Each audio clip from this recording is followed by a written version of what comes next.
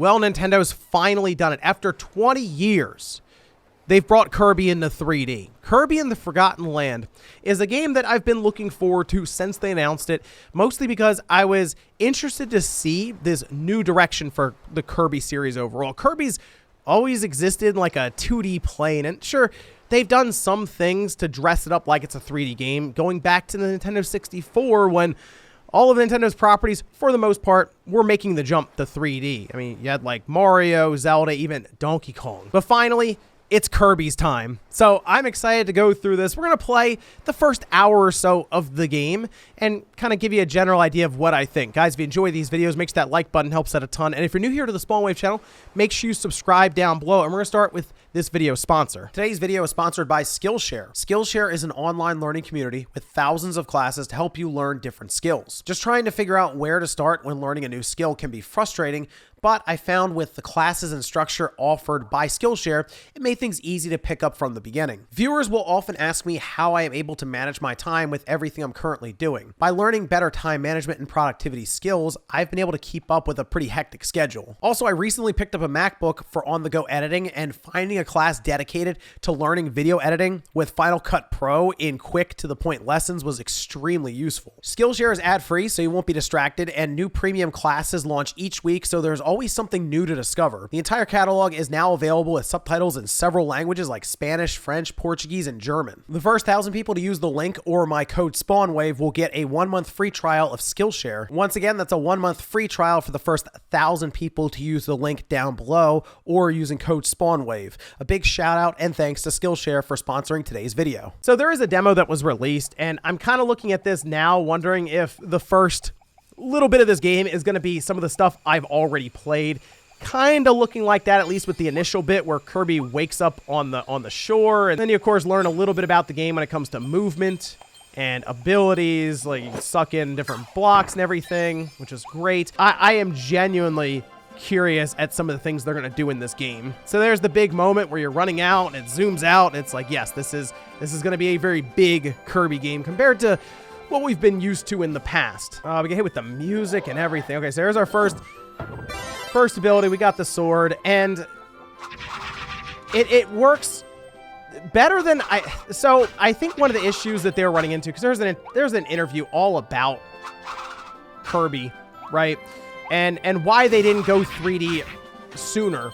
And it legitimately sounds like it was a struggle to make this work to a certain degree. I feel like they wanted it to be extremely like high quality in the sense that Nintendo wanted to make sure it wasn't going to be like this buggy or broken experience necessarily, because Kirby has abilities that can kind of break a 3D game when you think about it, especially with like the floating, of course, with the jumps, and even some of the abilities like throwing bombs in kind of a 3D plane. The series was just starting to feel kind of stagnant there for a little while. Like Star Allies released, and even some of the big Kirby fans that I've talked to, like Ant was like, yeah, it was Kirby. It was more of the same. And I've just been waiting for this moment here with Kirby to kind of break away from the formula that we've gotten used to. And then we get like mouthful mode, which I'll admit, when I first saw mouthful mode, obviously the jokes are flying all over the internet because of it. But I was kind of thinking it might be this small, like, surface-level mechanic where it's like, okay, I get it. He can turn into a car or become a traffic cone. But, like, from the demo, they used it in some very interesting ways, like, immediately. Like, fighting the different turtles that you were breaking through as the cone was kind of a cool idea. I think the part I was concerned about when you see Kirby eat like a car, it's like, all right, how is that actually going to feel when you're playing as Car Kirby? And you know what? It controls surprisingly well. I mean, I was kind of expecting this to feel very cumbersome moving around, but no, it's actually pretty good. It does feel like it's kind of on ice skates a bit when you're driving around, but you don't want it to be too restrictive, like, okay, you have to actually like 3-point turns just to get around certain areas. So they took some liberties with it, but I mean, it works.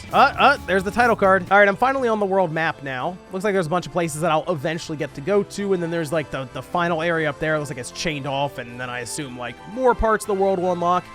But it looks like it's pointing me towards downtown Grassland. And yeah, so they have different tasks you can do in each level, and we see they're question marked out, so I have to kind of figure it out. But clear the stage, save the hidden Waddle Dees. You also have these little spots down here as you get them, like make 5 tulips bloom, that being one of the question mark tasks. So sort of exploring and just finding your way around the levels is, I'd say, most of what it wants you to do.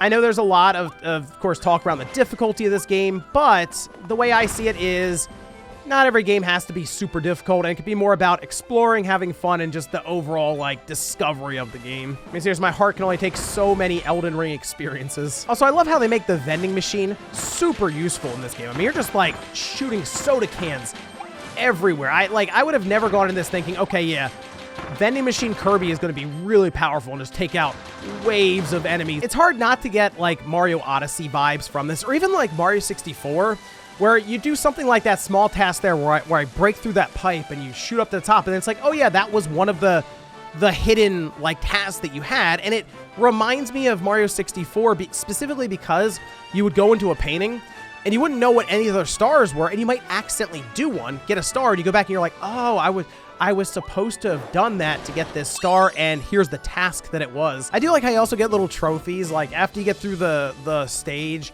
any of those little, like, capsules you pick up kind of remind me of, like, the Smash Bros trophies that you would get. So it's a nice little thing to kind of add in there for collectibles. So this is the other part of the game that I was really curious about. It's the Waddle Dee Town. As you save more and more of these different Waddle Dees in these levels, you'll be able to rebuild certain parts of this town, giving you different upgrades to your abilities and stuff.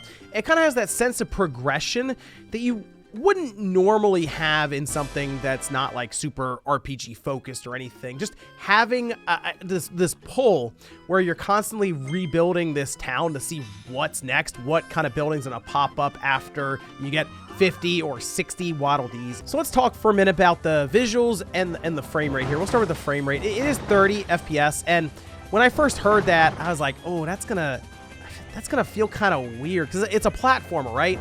So if you can get a 60 frames experience similar to what you see with Mario Odyssey, it's gonna feel a lot more responsive. It's gonna feel better overall. Now, what Nintendo and HAL had mentioned, that they were trying to get the latency lower for, like, input, and I feel like they've done a pretty good job with that because it doesn't, like, it's 30, you can see it, but it doesn't feel like it's a 30 FPS game, if that makes sense. Like, it feels much more responsive. Digital Foundry, their whole thing, kind of analyzing it, they found that the frame time was good and all this, and that will help for a game that is just locked to the 30 frames. It would be better, obviously, with 60, but this doesn't feel like a game that is that's unresponsive. And you know what? I think visually it is pretty impressive. I'm playing on a larger screen right now, larger TV, and it looks good.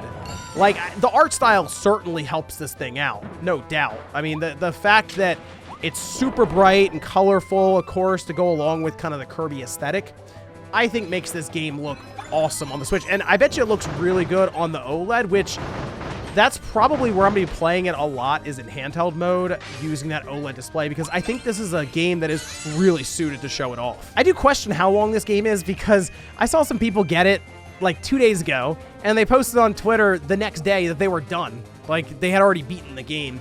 So I don't think this is going to be an extremely long game to get through, but maybe it'll be on the longer side if you want to find every single thing in the game, right? Like 100% it. But for, like, initial playthroughs, it sounds like it's going to be something that people could technically marathon in a weekend if they really wanted to get it done. Now I'm just stairs now. Like, it's just stairs Kirby. Oh, you just crush everything. All right, this is what I mean. The creativity in this game, I think, is going to be a lot of fun. Like, just seeing what they do with just random objects throughout these worlds that you can just suck up as Kirby. The camera is fixed as well, so it's not like a rotatable camera you might have in, like, certain 3D games like a Mario Odyssey. It hasn't gotten in the way yet, but it does feel a bit restrictive when maybe you go to use the right stick and you realize, oh wait, I can't actually, like, rotate the camera around.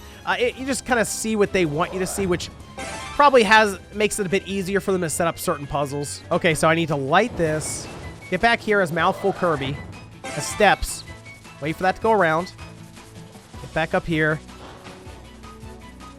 get out, and then jump up here and get in the cannon right at the last second. There we go. So, I mean, they'll probably have things like that that are not like super difficult, but a bit challenging when it comes to jumping in and out of mouthful mode or any of that. Looks like I got some pretty good rewards. Got a Waddle Dee. Got a bunch of coins. Although this is sort of where the 3D element comes into play, because if you're Kirby, you feel like you could just fly up there, but they have like kind of that invisible limit or invisible ceiling in place here to kind of stop you. Oh, look, they found a new area, Treasure Road. Okay, let's go try that. Bowling for switches. Okay, so there's one switch down there. There's another one. Oh, so you got to get all of them in a certain amount of time, and then this guy's going to be fighting me while I'm trying to do it. Okay, there, that should be 28 seconds. I don't know if I get anything for coming in under 27 seconds. There you go. I got 50 extra coins for coming in under the target time. So I like this ability for Kirby. He just has a gun. Like, it's... We had, like, fire and a cutter and all this stuff. Now he's just armed now. He got a charge shot, too. Oh, look at that.